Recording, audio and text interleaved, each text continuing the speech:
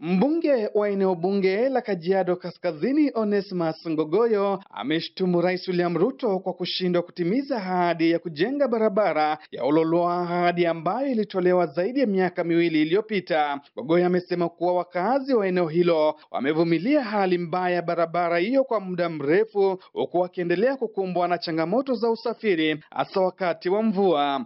Sasa niwaulize 2 years. Ukienda Rongai zile mabarabara Uhuru alikuwa ameanzisha mpaka sasa hazijamaliziwa. Watu wa Ololua wananipigia simu kila siku, mabarabara haijafanya nini? Haijaisha. Na unajua hiyo barabara ya Ololua, huyo contractor mwenye yako hapa Ngong anafaa kuja afanye nini? Atengeneze. Sasa mtu akiniambia 2 years tumefuata Ruto, tumempembeleza, amekuja mpaka mwenyewe ametangaza hapa Ngong barabara ya Kangawa itatengenezwa, barabara ya Ololua pia itafanya nini? Sasa kama miaka 2.5 hajanisaidia, hii imebaki atanisaidia? So mimi nimesema kwa sababu sisi ni walipa ushuru, afanye ile kazi inafaa kufa. Mimi kwa bunge ikiletwa budget nimepitisha, ikiletwa chochote nimepitisha, ile imebaki ni rais afanye ile kazi imefanya nini? Na kutuma aspirant atiwaambie wasimame viti, Ngogoyo kuwe na wapinzani kama 10, si dakika ya mwisho ni wananchi wataamua.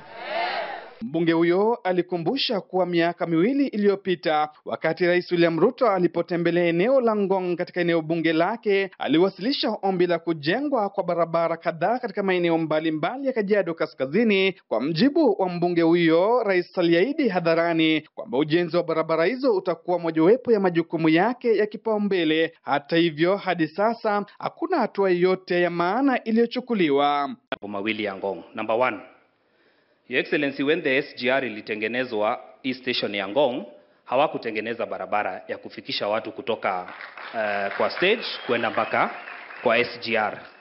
Waliharibu pia barabara kwa sababu walitumia malori sana. Tunajaribu na pesa yetu ya kera, lakini Your Excellency, kama ingewekwa lami, iwe kutoka Ngong unapitia Ololua unaenda SGR, na iwe kutoka hapa vet unaenda direct mpaka SGR. It is very short. Nafikiri hata ifiki from this side ifiki 1.2 kilometers, from the other one is slightly longer, lakini ndio access ili mtu wa Ngong na mtu wa Bulbul anafika kwa SGR na njia nzuri.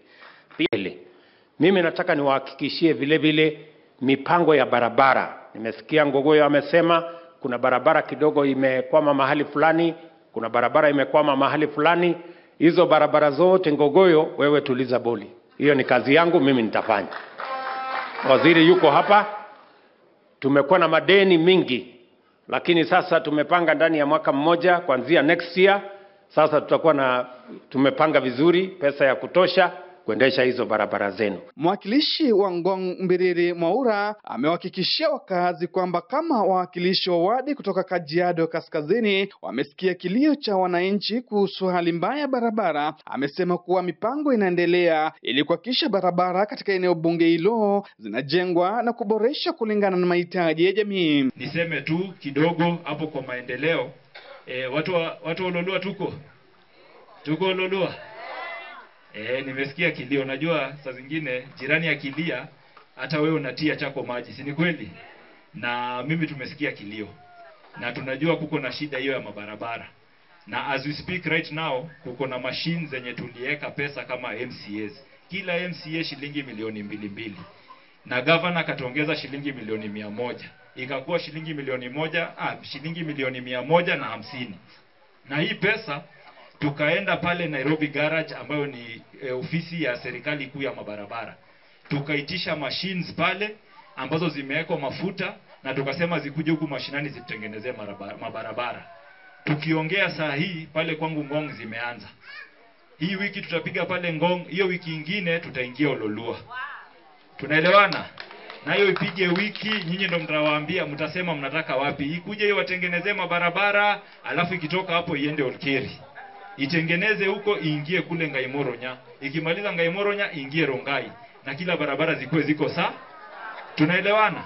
Kwa hivyo poleni, tunajua hapo kidogo tulikuwa tumewadileisha kidogo, lakini kwa hii mwezi mtaona mabadiliko. Barabara zetu zitanyooka na zitaweza kupitika. Na si Ngong peke yake, si Ololua peke yake, Kajiado North yote.